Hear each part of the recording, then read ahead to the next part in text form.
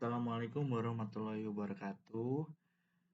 Di sini saya akan memberikan materi ilmu pengetahuan sosial untuk kelas SMP yang terdapat pada modul page 107 dan 108 bagian A dan B, yaitu interaksi antar ruang. Langsung kita mulai aja ya. Pertama, dalam mempelajari interaksi antar ruang, kita harus mengetahui terlebih dulu apa itu interaksi. Nah, di sini kita bisa lihat, interaksi merupakan suatu proses yang sifatnya timbal balik dan mempunyai pengaruh terhadap tingkah laku, baik melalui kontak langsung atau tidak langsung.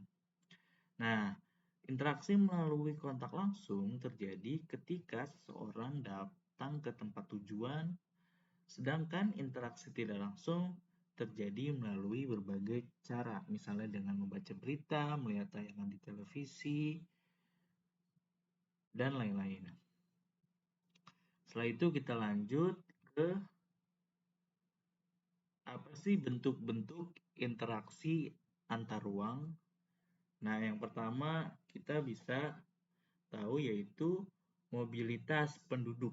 Mobilitas penduduk ini apa? Mobilitas penduduk ini adalah interaksi dalam bentuk pergerakan atau perpindahan manusia, contohnya emigrasi, imigrasi, transmigrasi, urbanisasi, dan perjalanan penduduk antar wilayah untuk bekerja atau wisata. Yang kedua, komunikasi. Dalam interaksi itu, komunikasi ini saling berkaitan, kaitannya sangat kuat itu. Nah, komunikasi ini adalah interaksi melalui perpindahan ide atau gagasan dan informasi. Contohnya, pengiriman informasi baik secara langsung maupun tidak langsung, seperti tadi, membaca berita, melihat tayangan televisi internet, dan lain-lain. Yang ketiga, ada transportasi. Nah, dalam transportasi ini maksudnya adalah interaksi melalui perpindahan barang atau energi. Contohnya, pengangkutan barang, perdagangan, dan lain-lain. Yang materi B yaitu terjadinya interaksi keruangan. Apa aja sih terjadinya interaksi keruangan? Yang pertama yaitu adalah complementarity. Artinya adalah saling melengkapi, yaitu di mana kondisi saling melengkapi terjadi jika ada wilayah-wilayah yang berbeda jenis barang yang dihasilkannya. Maksudnya apa? Bisa dibayangkan seperti ada wilayah A dan wilayah B. Wilayah A ini menghasilkan sayuran. Nah, wilayah B ini menghasilkan ikan.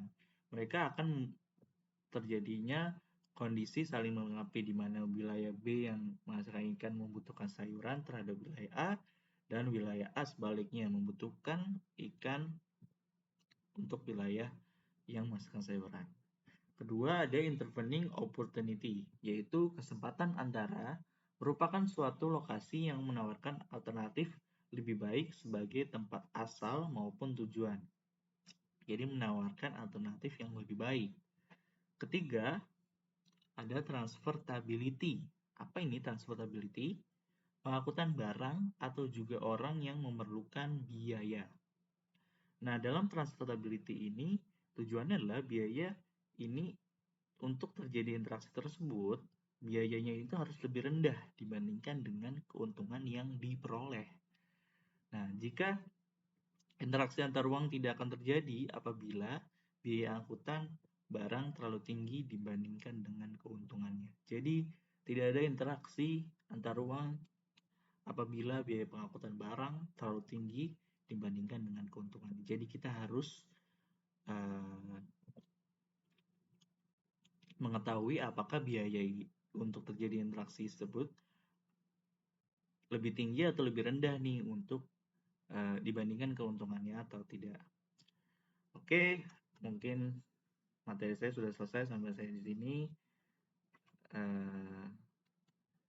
Sekian, terima kasih. Maaf jika ada kesalahan. Wassalamualaikum warahmatullahi wabarakatuh.